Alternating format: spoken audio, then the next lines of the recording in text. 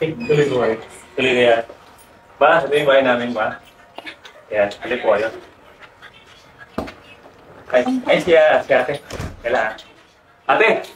Ate! Ayan. Ayan. Ate!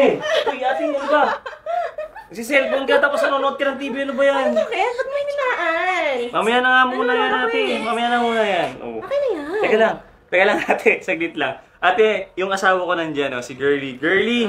Si Ate Irene. Tapos kasama ni Girlie si mama niya. Kasi dito muna sila titira pansamantala. Naalala mo kahapon, sinabi ko sa'yo na dito muna sila.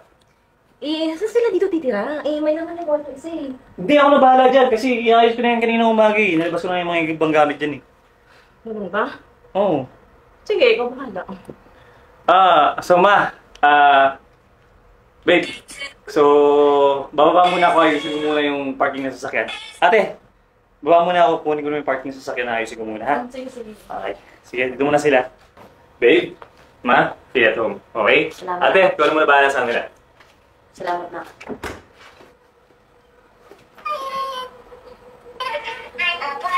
Magandang gabi na eh.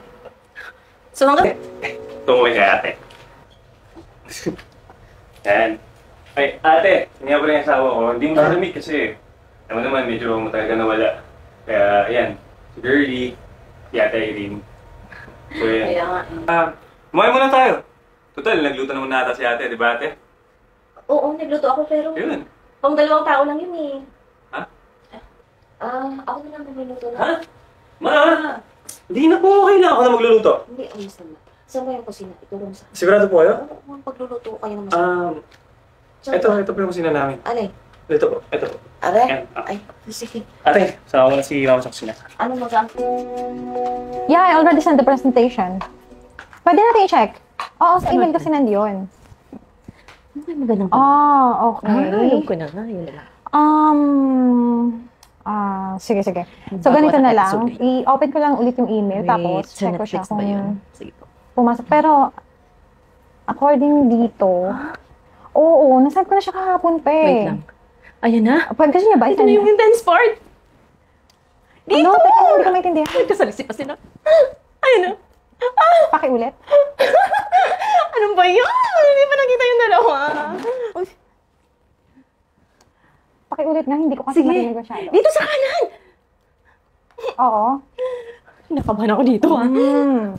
Gets ko na. Ang gwapo niyo talaga, ano? Sana nakapagkita ako ng sila. bagong simula. Ayan. Hindi ko masyado maintindihan eh. Ayan na! Sige, go! Oo. Ako, parang hindi sila yung Ginawa ko pinagtagpo siya sa movie na to. Sa PowerPoint yun. Oo. Wait lang ha. Ano ba yan? Ulo ko. Excuse me, ate. Pwede pakihinaan lang kasi may ka-meeting ako eh. Kung okay lang. Ayan, mahina na. Thank you. So, after nun, ano yung sinabi mo? I-check yung files. Ano ba yan? Lagi naman akong kinikilig dito. Ay, Wait lang. parang maghahalikan ang ulo ko. Hindi ko marinig. Ate. Tapusin ko lang pwede. Hininaan ko na eh. Kasi hindi ko maintindihan yung ka-meeting ko eh. So, ako mag-a-adjust? Bahay namin to, di ba? Ate, kasi patapos na rin naman to. 5 minutes. Okay lang? Ba't kasi hindi na lang sa kwarto mo gawin yung mga ganyan-ganyan mo na yan? May sakit kasi si inay, nagpapahinga dun sa kwarto. So, anong pake ko?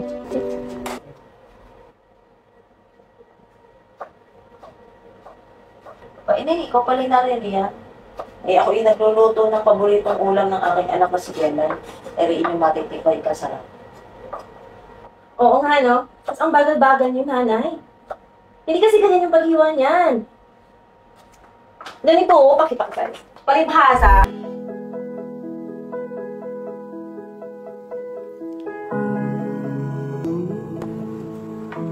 Patapos na ako dito. Tulungan kita dyan. Sige lang, anak. Patuloy mo lang yung ginagawa. Walang bahala dito.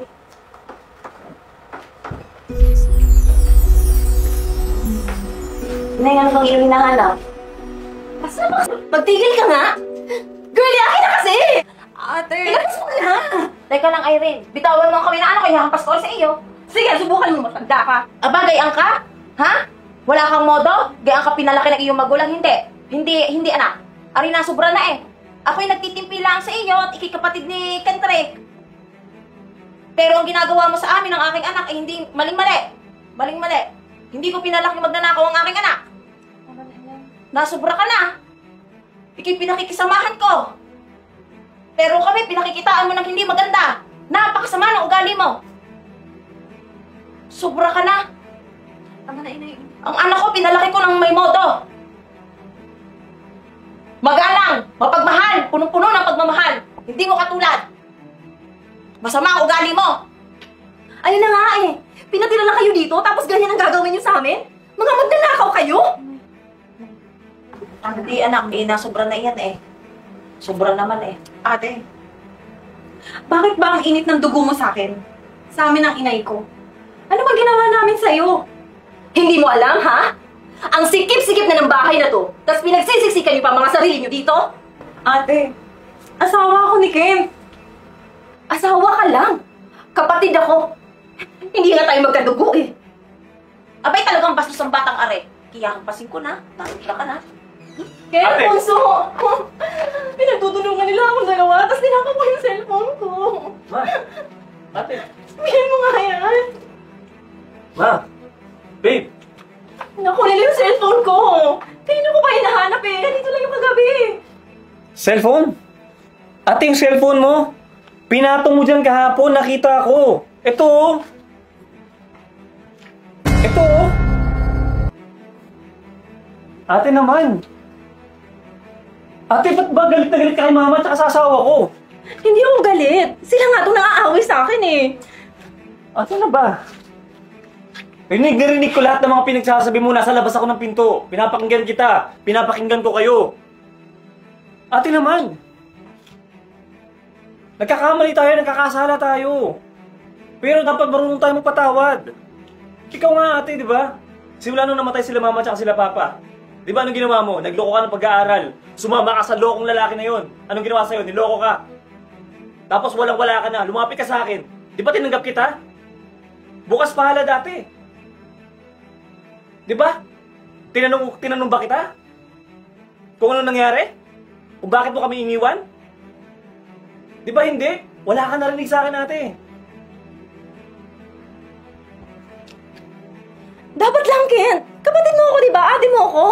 Hindi dapat mo ako tulungan.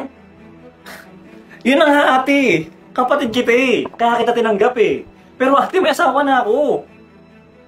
Kung ano yung mahal ng asawa ko, mahal ko na rin. Pamilya ko na sila. Parang ikaw. Eh, paano naman ako, Ken? Ate mo ako, di ba? Simula nang dumating sila dito, nahati na yung atensyon mo. Iba na ngayon eh. May asawa na ako. So ano? Mas matibang sila kaysa sa akin? Ate, hindi ganoon. Alam mo ba, simula nung maging mag-asawa kami ni Girlie, bihira na kami nakikita eh. Kasi mas inaalala kita dito eh. Lagi kitang pinupuntahan kasi gusto ko may kasama ka. Alam mo ba kung ba't sila dito ate?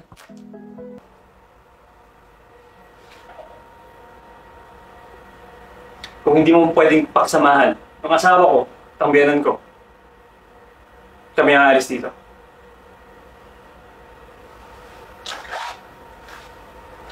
Mahal. Ma. Pagitaga.